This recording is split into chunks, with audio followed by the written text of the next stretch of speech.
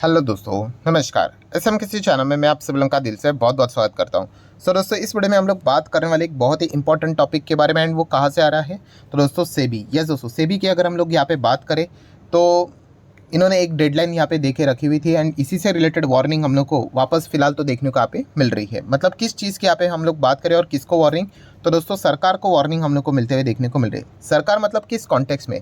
तो जो सरकारी कंपनियां हैं जिनको हम लोग पीएसयू के नाम से जानते हैं, पब्लिक सेक्टर अंडरटेकिंग, ठीक है।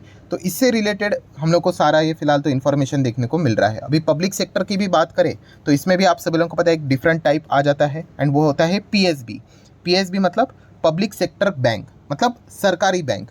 सो सरकारी बैंक से रिलेटेड हम लोग को सेबी की ओर से एक इन्फॉर्मेशन देखने को यहाँ पे मिल रही है। और किस कॉन्टेक्स्ट में अगर हम लोग यहाँ पे बात करें, वार्निंग हम लोग को देखने को यहाँ पे मिल रही है, तो वो है दोस्तों share holding pattern. Yes, share holding pattern की अगर हम बात करें तो आप सभी लोगों को पता है, अगर आप जैसे ही लिस्ट हो जाते हो, मतलब अगर आप आईपीओ लेकर आते हो शेयर मार्केट में, तो 3 साल तक का ही टाइम होता है। 3 साल के टाइम के भीतर भीतर आपको क्या करना पड़ता है, 75:25 वाला रूल को कंप्लाई यहाँ पे करना पड़ता है। बट डेफिनेटली इसमें कुछ एक्सेप्शंस भी होते हैं, ठीक है। एंड इसी से रिलेटेड फिलहाल हम लोग को कुछ अपडेट्स एंड खबरें देखने को यहाँ पे मिल रही है। जैसे कि आप यहाँ पे देख सकते हो कि जो डेडलाइन है वो नज़दीक आते हुए देखने को यहाँ पे मिल रहा है कि 25% तक का मिनिमम हम लोग को फ्री फ्लोट मतलब मार्केट में यहाँ पे देखने को मिलना चाहिए। एंड उसका डेडलाइन है अगस्त 2024 तक, ठीक है। अभी कुछ कंपनीज के लिए उन्होंने कहा था कि 31 मार्च 24 तक करना चाहिए, तो वो कंपनियां अपना शेयर होल्डिंग पैटर्न को फुलफिल यहाँ पे कर चुके हैं, 75:25 वाला। एंड बाकी जो कुछ हम लोग को बैंक्स देखने को यहाँ पे मिल रहे थे, उनके लिए यहाँ पे 24 अगस्त तक का टाइम यहाँ पे दिया जा चुका है। सो डेफिनेटली हम यहाँ पे कह सकते हैं इसी चीज़ के चलते अभी हम लोग को हलचलें होते हुए देखने को भी यहाँ पे ज़रूर मिलेगी। अभी अगर कुछ एग्जाम्पल की अगर मैं बात करूँ, ठीक है, तो LIC, ठीक है। काफ़ी सारे लोग ये सवाल पूछते थे कि इतना टाइम यहाँ पे हो गया, अभी तक 75:25 का रेशो कैसे कंप्लीट नहीं हुआ दूसरे कंपनी से रिलेटेड। अभी LIC का भी एग्जांपल ले लो, ये एकदम ताज़ा एग्जांपल है, इसलिए आपको याद भी होगा। तो LIC आप सभी लोगों को पता है भाई, सिर्फ 3.5% उन्होंने मार्केट में लाया था, तो 21,000 करोड़ का आईपीओ। मतलब आप अंदाज़ा लगा सकते हो इतना बड़ा यहाँ पे साइज़ है LIC का। 3.5% के लिए कितना, 21,000 करोड़। तो भाई बाकी का वो फुलफिल कैसे करेंगे 3 साल के भीतर भीतर। तो इसलिए आप लोगों ने बीच में एक खबर भी देखी होगी, इसको हम लोगों ने कवर भी किया था 22 दिसंबर को, कि 25% का मिनिमम पब्लिक शेयर होल्डिंग का जो रूल है वो LIC को कंप्लीट करने के लिए 2032 तक का हम लोग क्या दे रहे हैं, वन टाइम एग्जाम्पशन यहाँ पे दे रहे हैं। मतलब ये एक स्पेशल केस है। तो ये वाला पॉइंट उन्होंने फिलहाल तो सामने यहाँ पे रखा हुआ था, एंड इसी चीज़ के चलते आप देख सकते हैं इन्वेस्टर का कॉन्फिडेंस भी बूस्ट हुआ था, क्योंकि हर कोई परेशान था कि भाई 3 साल के भीतर भीतर इतना ज़्यादा स्टेक कैसे बेचेंगे, ठीक है। यही चीज़ अगर भविष्य में अगर टाटा सन्स का भी अगर आईपीओ आता है तो चांसेस तो कम है, अभी वो बोरोइंग को ही कम करके यहाँ पे जो कोर इन्वेस्टमेंट कंपनी है उसमें से वो बाहर निकलने की कोशिश करेंगे अपर लेयर के NBFC के हिसाब से। बट फिर भी अगर टाटा सन्स का भी अगर आईपीओ आता था, मान लो अगर आता था, तो डेफिनेटली टाटा सन्स को भी यहाँ पे हम लोग को भविष्य में एक्सेप्शनल केस में देखने को यहाँ पे मिल सकता था। बिकॉज टाटा सन्स भी बताया जा रहा था कि अगर वो 5% स्टेक अगर ऑफलोड करेंगे तो 55,000 करोड़ का आईपीओ यहाँ पे आने वाला था। तो जस्ट इमेजिन बाकी 20% 3 साल में कैसे कंप्लीट करेंगे इतना। मतलब 2-3 लाख करोड़ का अगर यहाँ पे मार्केट में पैसा उठाने जाएंगे तो इतना पैसा भी तो होना चाहिए। सो ऐसे कुछ कंपनीज को क्या किया जाता है, स्पेशल केसेस में यहाँ पे डाला जाता है। एंड वैसे कुछ स्पेशल केसेस यहाँ पे सरकारी बैंक्स को भी दिए जा चुके थे, और उसकी डेडलाइन 2024 अगस्त तक हम लोग को देखने को यहाँ पे मिल रही है। सो ये पॉइंट आप लोगों को पता होना चाहिए। अभी अगस्त के हिसाब से अगर हम बात करें, अभी क्या चल रहा है, मार्च चल रहा है, फिर अप्रैल, मई, जून, जुलाई, अगस्त, मतलब हार्डली आप कह सकते हैं 4-5 महीने ही यहाँ पे बाकी है। सो जो बैंक्स ने अभी तक 75:25 वाला रूल को कंप्लाई नहीं किया है, तो उनको क्या करना पड़ेगा, वो रूल को कंप्लाई यहाँ पे करना पड़ेगा। मतलब उनको, मतलब सरकार को कुछ ना कुछ अपना स्टेक अभी यहाँ पे बेचना पड़ सकता है आने वाले नेक्स्ट 4 to 5 मंथ्स में। ये पॉइंट हम लोग को देखने को यहाँ पे मिल रहा है। एंड इसी चीज़ के चलते दोस्तों सरकारी बैंक्स को आप लोगों ने स्टडी करना है। अभी मैं कुछ आप लोगों को एग्जांपल दिखाना चाहूँगा, बहुत अच्छे से देख लेना। अभी स्टेट बैंक सरकारी बैंक है कि नहीं, इसका शेयर होल्डिंग पैटर्न चेक कर लेना। तो चेक किया तो भाई क्या नज़र आ रहा है, 57 है प्रमोटर के पास। तो क्या इस बैंक में कोई OFS या फिर इस प्रकार का स्टेक सेल का कोई टेंशन है? नहीं, बिल्कुल भी चिंता करने की ज़रूरत नहीं है। और एक एग्जांपल देख लेते हैं, पंजाब नेशनल बैंक, ठीक है। PNB में शेयर होल्डिंग पैटर्न को मैंने ओपन कर लिया, तो वहाँ पे आप देख सकते हो 73, मतलब 75 के नीचे है। तो यहाँ पे भी कोई कंपलसरी वाला स्टेक सेल की ज़रूरत है क्या? बिल्कुल भी नहीं। देखिए, चाहे तो वो स्टेक सेल कर सकते, कोई दिक्कत की बात नहीं है, कंपलसरी वाला नहीं है सेबी के रूल के हिसाब से। तो चलो यहाँ पे भी दिक्कत नहीं है। बैंक ऑफ इंडिया में कोई दिक्कत है क्या? चलो चेक कर लेते। तो बैंक ऑफ इंडिया देखिए रिसेंटली ही उन्होंने यहाँ पे क्या कर दिया था, मार्च तक, जैसे आपको कहा था, कुछ बैंक को बोला था भाई मार्च तक आप लोगों ने यहाँ पे कंप्लीट करना है, तो उन्होंने दिसंबर में ही क्या किया, देखिए 81 का 73 कर दिया, मतलब ये बच गए।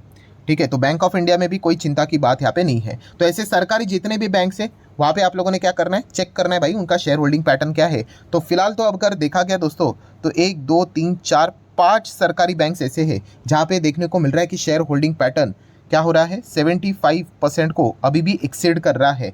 पब्लिक में अभी भी 25% फ्री फ्लोट होल्डिंग हम लोग को देखने को यहाँ पे नहीं मिल रही है। सो इन बैंक्स के लिए हम लोग यहाँ पे कह सकते हैं दोस्तों कि ये आखिरी चेतावनी हम लोग को देखने को मिल रही है कि 5 महीने का टाइम है भाई, फटाफट ये रूल को कंप्लाई करो करके। तो इसमें कौन कौन से स्टॉक्स हम लोग को देखने को यहाँ पे मिल रहे हैं, आप चाहो तो इनको स्टडी कर सकते हो। तो पहली कंपनी है दोस्तों PSB, Punjab and Sind Bank. So 60 रुपये का स्टॉक देखने को यहाँ पे मिल रहा है। पिछले 1 साल में देखोगे तो 150% के यहाँ पे रिटर्न है। मैक्सिमम रिटर्न देखेंगे तो इतने कुछ खास नहीं, लगातार लोअर लो काटते हुए देखने को मिला है। पिछला 1 साल सरकारी कंपनीज के लिए अच्छा यहाँ पे रहा है। सो PSB की अगर हम लोग बात करेंगे तो शेयर होल्डिंग पैटर्न आप देख सकते हो दोस्तों, क्या नजर आ रहा है, बाप रे बाप 98%। सो इनको क्या करना है, 75-25 वाले रूल्स के हिसाब से कुछ ना कुछ तो स्टेक यहाँ पे बेचना पड़ेगा।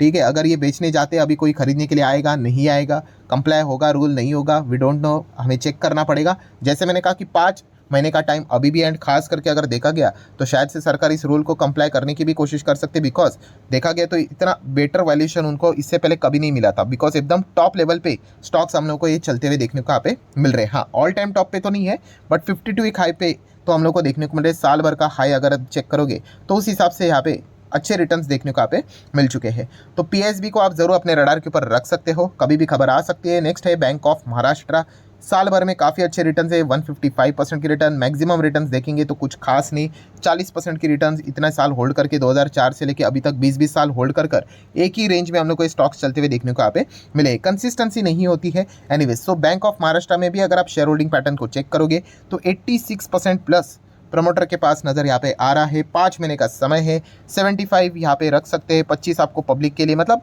अदर्स के लिए यहाँ पे लाना पड़ेगा, नॉन प्रमोटर होल्डिंग के लिए लाना पड़ेगा। सो देख लेते आगे क्या होता है करके। ठीक है, मतलब एटलीस्ट उनको ऑफर तो यहाँ पे करना पड़ेगा, इतना तो हम यहाँ पे कह सकते हैं। और भी अलग अलग नुस्खे होते हैं तो वो उनको यहाँ पे अप्लाई करने पड़ेंगे। उसके बाद की कंपनी दोस्तों यूको बैंक। सो यूको बैंक की अगर हम लोग बात करेंगे, साल भर में इन्होंने भी 121% के शानदार रिटर्न्स। मैक्सिमम देखेंगे तो कोई कंसिस्टेंसी नहीं है, कभी भी भागते गिरते हैं। ठीक है, कब टॉप से गिर जाए किसी को भी यहाँ पे नहीं पता है। ठीक है, काफ़ी सारे इन बैंक्स का एक ही प्रॉब्लम है, सबसे ज़्यादा NPS सरकारी बैंक्स में ही देखने को यहाँ पे मिल जाते हैं। लोन तो देते बट वापस लोन आता ही नहीं है। बड़े बड़े स्कैम जब भी होते हैं हम लोगों ने देखा है कि सबसे ज़्यादा पैसा डूबा है तो ये सरकारी बैंक्स का ही डूबा है, प्राइवेट का भी डूबा है, इसमें कोई शक की गुंजाइश नहीं। बट परसेंटेज अगर निकालेंगे तो सरकारी बैंक्स के ही नाम हम लोग को ज़्यादा देखने को यहाँ पे मिल चुके हैं। रिसेंटली भी बड़े जो स्कैम यहाँ पे हुए थे, नीरव मोदी स्कैम, तो वहाँ पे भी सरकारी बैंक, विजय मल्ल्या स्कैम वो भी सरकारी बैंक, अभी जो ABG शिपयार्ड का भी हम लोग को देखने को मिला था वहाँ पे भी सरकारी बैंक। सो यही चीज़ें हम लोग को ज़्यादा देखने को मिल जाते हैं। तो यूको बैंक की भी बात करें तो 95% प्लस प्रमोटर के पास है, एंड बाकी अगर आप देखोगे तो कुछ है ही नहीं। ठीक है, 5%, 4%, 5% से भी कम है। सो कहाँ पे FIs, DIs एंड पब्लिक क्या ही खरीदेंगे। सो आने वाले समय में डेफिनेटली इनके ऊपर एक बर्डन रहेगा कि कभी भी अभी क्या करना पड़ सकता है, इनको रूल को कंप्लाई यहाँ पे करना पड़ सकता है। एंड रूल को कंप्लाई करने के हिसाब से वो अलग अलग नुस्खे यहाँ पे अपना सकते हैं। डिस्काउंट के ऊपर अपना माल यहाँ पे बेच सकते हैं, एंड डिस्काउंट के ऊपर अगर माल बेचा जाएगा तो आपको पता है कि उस लेवल तक वो शेयर एडजस्ट होते हुए देखने को मिल जाता है। फॉर एग्जाम्पल अभी 51 पे स्टॉक नजर आ रहा है, मान लीजिए अगर ये अपने शेयर को 45 में बेच देते हैं बल्क में, तो ऑटोमेटिकली वो शेयर हम लोग को 45 तक उसी के आसपास एडजस्ट होते हुए देखने को मिल जाता है। ये एक बेसिक चीज़ अभी तक आप लोगों को पता चल गई होगी। नेक्स्ट कंपनी दोस्तों central bank of India. So central bank of India ने भी साल भर में 158% के रिटर्न्स दिए हैं। देन मैक्सिमम रिटर्न्स देखेंगे तो कुछ खास नहीं, एक ही रेंज में स्टॉक चलते हुए देखने को यहाँ पे मिल जाता है। ठीक है, सो सेंट्रल बैंक ऑफ इंडिया में भी शेयर होल्डिंग पैटर्न को अगर आप चेक करोगे तो 93% प्रमोटर के पास है। बाकी अगर आप देखोगे तो हम लोगों को मिलाकर भी कितना ही रहेगा, ऑब्वियसली 7% के आसपास देखने को यहाँ पे मिल जाएगा, बिकॉज 93 सरकार के पास ही, प्रेसिडेंट ऑफ इंडिया के पास ही आप लोगों को स्टेक देखने को मिल रहा है। सो सेबी ने टाइमिंग देके इनको रखा हुआ है। अभी देख लेते हैं कि ये कब तक कंप्लाई इन चीज़ों को करते हैं भी या नहीं करते हैं। ठीक है, एटलीस्ट तो इनको शेयर तो ऑफर करना पड़ेगा। नेक्स्ट है दोस्तों last company IOB, Indian Overseas Bank. So साल भर में इन्होंने भी 175% के रिटर्न है। मैक्सिमम चार्ट पैटर्न देखेंगे कुछ खास यहाँ पे है नहीं। सो डेफिनेटली यहाँ पे भी आप देख सकते हो 96% प्लस प्रमोटर के पास है। एंड बाकी बचा कुछ हमारे नॉन प्रमोटर होल्डिंग के पास देखने को यहाँ पे मिल रहा है। सो कुल मिला के अगर हम लोग स्टोरी की अगर हम लोग बात करें व्हाट नेक्स्ट में, यही देखना पड़ेगा कि यहाँ पे अगस्त 24 तक की डेडलाइन यहाँ पे दी जा चुकी है। जिनको डेडलाइन यहाँ पे मार्च 24 तक दी जा चुकी थी, उन्होंने मार्च 24 से पहले पहले अपना जो स्टेक था उसको उन्होंने 75 के नीचे यहाँ पे ला लिया है। अभी इन 5 बैंक्स की ओर खास फोकस यहाँ पे रहेगा अगस्त 24 तक, कि कभी भी यहाँ पे वो क्या कर सकते हैं, डेफिनेटली अपने स्टेक को 75 के नीचे लाने की कोशिश यहाँ पे कर सकते हैं। एंड इसमें अगर कोई डिस्काउंट का बड़ा खेल अगर हो जाता है तो स्टॉक में भी अच्छी खासी गिरावट एक्सपेक्ट आप यहाँ पे कर सकते हो। ऑब्वियसली स्टेक यहाँ पे स्टेक को कम करना मतलब यहाँ पे कोई फ्रॉड गड़बड़ यहाँ पे नहीं होता है, बट छोटा सा मोमेंटम हम लोग को कभी कभी रुकते हुए देखने को यहाँ पे मिल जाता है। तो ये एक बेसिक पॉइंट भी आप लोगों को पता होना चाहिए। एंड अगर बड़ा डिस्काउंट लाया जाता है तो स्टॉक कभी कभी हम लोग को गिरते हुए भी देखने को यहाँ पे मिल जाते हैं। सो ठीक है दोस्तों, जितने भी अभी तक का इंपॉर्टेंट अपडेट था वो सारा आप लोगों के सामने रखते हैं। वीडियो हेल्पफुल लगा होगा तो चाहो तो लाइक एंड शेयर कर सकते हैं। मिलते हैं नेक्स्ट वीडियो में, तब तक के लिए बाय बाय।